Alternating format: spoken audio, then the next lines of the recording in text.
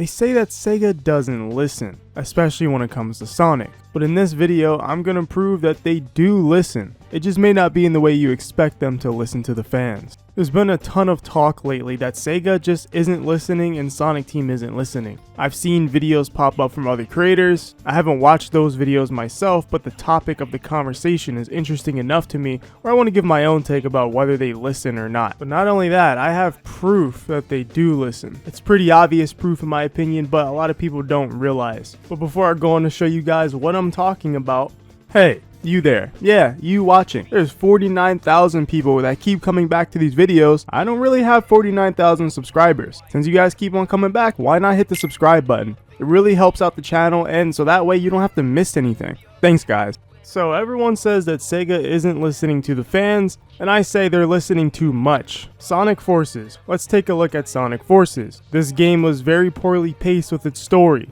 It had a serious tone that it didn't live up to. All of the levels were extremely short and lackluster in branching pathways. Sonic's movement was extremely stiff, and you couldn't even move in a circle. And some might say the level design was too linear. And what's Sonic Frontiers doing? It's trying to correct all of these things. Sonic now can move in a 360-degree movement. It's an open world now, so it can't really be linear. Even though there are cyberspace stages, the people that have played them said there are branching pathways. The story seems to be going for another serious tone, but a mysterious vibe, which may actually help in the long run, mostly with its execution.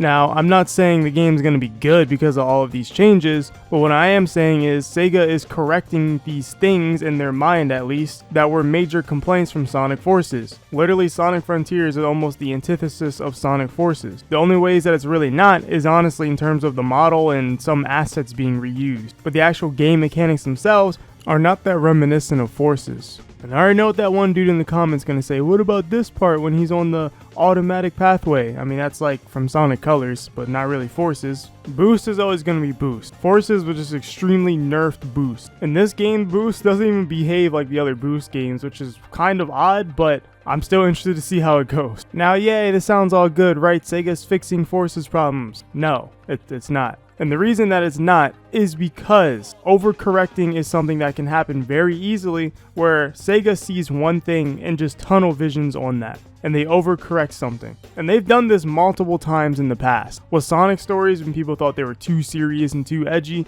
they overcorrected and went the colors route and led to where we are now. But essentially, I'm saying them listening is not a good or bad thing really, because it can still go either way in terms of quality. It honestly just matters how much effort they put into the game, because they can listen all they want and still come out with mid, or not listen and come out with greatness. So much is being done because of Forces. They literally decided to make Frontiers the longest game in the series because of Forces. So this will literally be the longest Sonic game ever. Now when it comes to listening to fans, that's also very hard for Sega to do. There's so many different opinions out there and so many different ways that Sonic has been in the past that's created a divide amongst even divisions. There's divides inside of divides. So how do you find what the people really want amongst these people? You've got boost formula people that only like the boost, adventure game people, classic people, people who only like the spin-offs. There's so many different kinds of Sonic fans. That is on Sega because they've made so many different kinds of games, but it's not a bad thing that they've made so many different kinds of games. But that's just a natural product of what happens when you do so.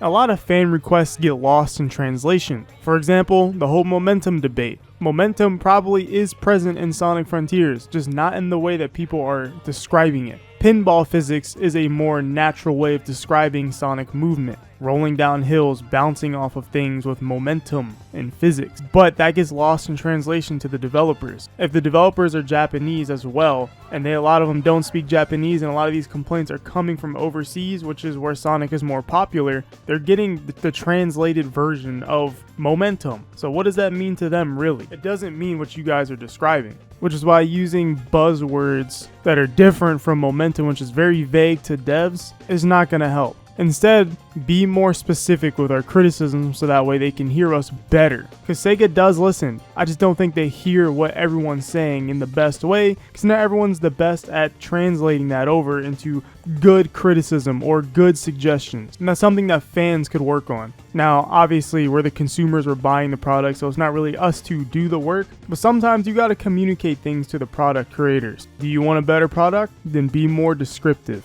As Sonic fans, I'd say we have at least 10% of the job, which is communicating what we want. And that 10% is very important. And the other 90% is Sega and Sonic Team making that thing come true.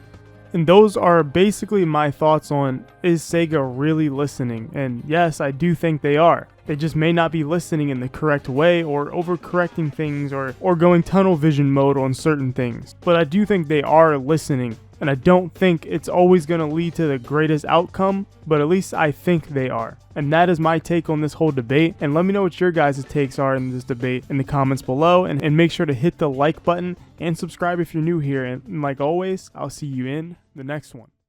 Well, whatever happens, happens.